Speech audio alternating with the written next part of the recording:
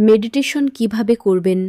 Meditation হলো মনকে শান্ত ও focused রাখার একটি সহজ অভ্যাস।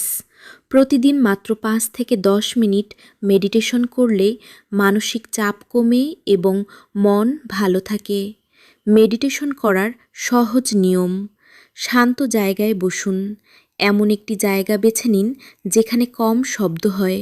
সোজা হয়ে বসুন, চেয়ারে বা মাটিতে আরাম করে বসুন। মেরুদণ্ড সোজা রাখুন, চোখ বন্ধ করুন। ধীরে ধীরে চোখ বন্ধ করে শরীরকে রিল্যাক্স করুন।